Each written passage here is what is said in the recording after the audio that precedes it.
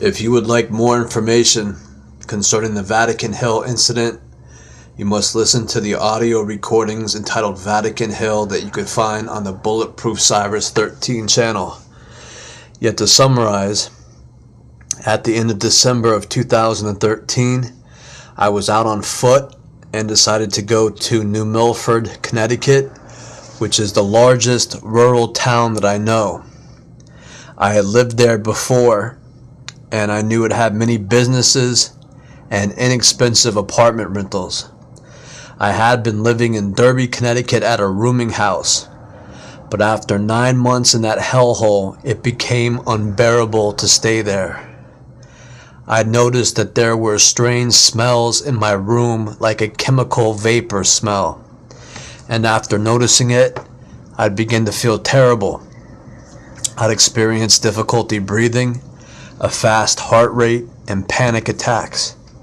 So I wound up in New Milford on foot, walking around, applying at different jobs, and renting a room at a cheap motel on Route 7. Finding a job wasn't easy because almost every large store said that you had to apply online. I only had a few $100s left, and the state of Connecticut had canceled everyone's unemployment benefits, so I saw that I wouldn't have enough money to rent the motel room for very long. So I went over to the community center, who said that there was a homeless shelter that the Catholic Church was in charge of. So I went over to the Catholic Church, and I talked to this nun who was in charge of the soup kitchen and homeless shelter. I gave her my resume and some letters of reference and explained that I might need to stay at the shelter for a little while, but I had a solid work history and I was sober, but I've been having trouble finding work, so I was hoping to volunteer at the shelter and help out in the community so I could start making contacts in New Milford, which might lead to me finding a job. The nun then said that they had all the volunteers that they needed, but there was this landscape business that might hire me, and she gave me the street address. So this nun sent me over to this rundown section of New Milford, where there are these old abandoned factory buildings, and I applied at the business.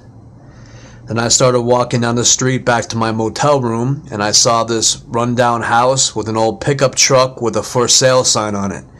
I'd been thinking for a few months now of getting a pickup truck so I could start working my own landscape business again. So I knocked on the door, and a lady said that the truck belonged to her landlord, and this led to me meeting a man named Eck. I forget his first name, but I will never forget his last name. She said he owned a bunch of properties in the area. He had a horse stable and several properties that he rented. He may even have some work for me, and she gave me his number. So I called him, and we agreed to meet back at the old house later on that evening. So I went back to the motel for about an hour, then I walked back over to meet him, but I was a half hour early, and I had to take a leak, so I walked down this embankment into this area with this old abandoned pump house. So I looked around that area for a little while until the half hour passed, and then I walked over to that old house to meet him. I gave him my resume, letters of reference, and he said it was a little slow, but he did have some work from time to time, moving bales of hay, for instance.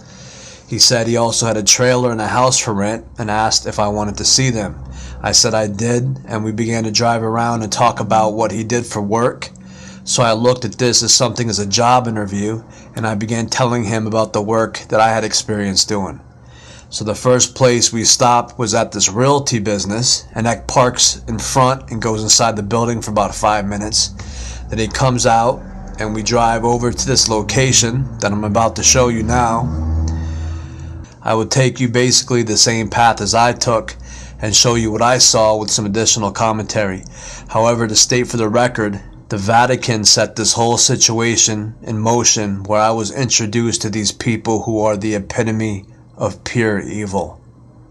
The Vatican wanted me dead, and the people at this location practiced witchcraft, human torture and sacrifice, and most likely snuff films and murder shows. This all takes place in a very rural area that I will expose to you now. This is a Vatican-run cult which goes back hundreds of years. And these are some of the most evil and dangerous people on the planet.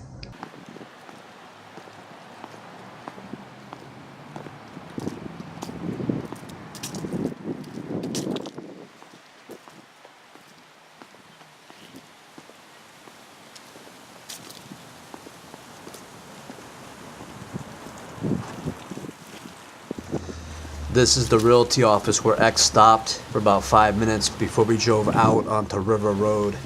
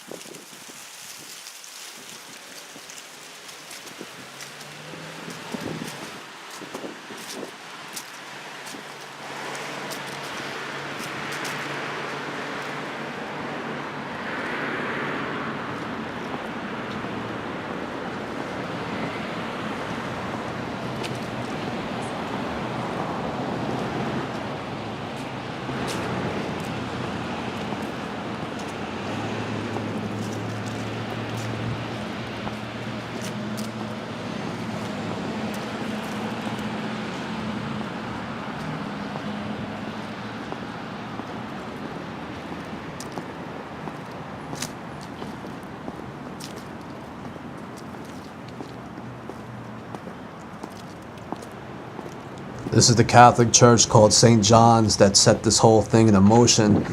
I tried to volunteer at this place, but no, you can't volunteer there. But off the top of her head, she knew where a landscape company was hiring at the end of December out in the rundown factory district of New Milford, where I met the Eck cartel, the henchmen of the Vatican Church here.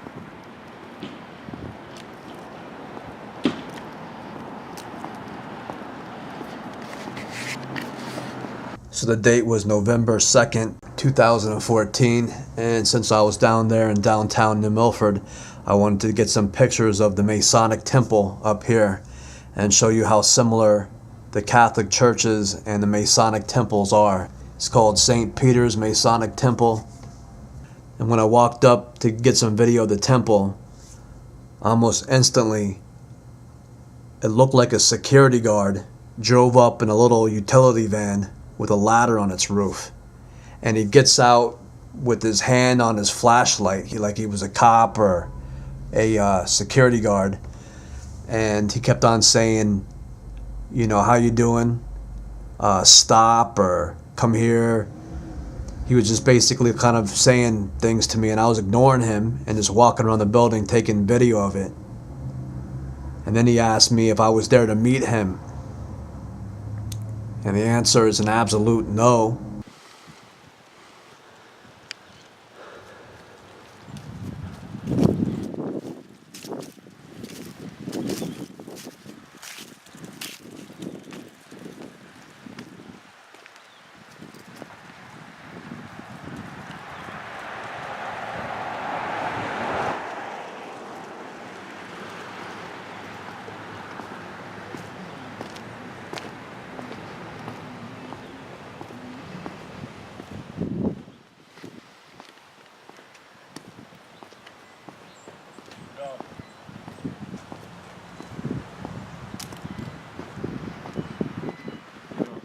Good, how you doing? Hello? Sir, Yeah. are you here to meet me? Nope.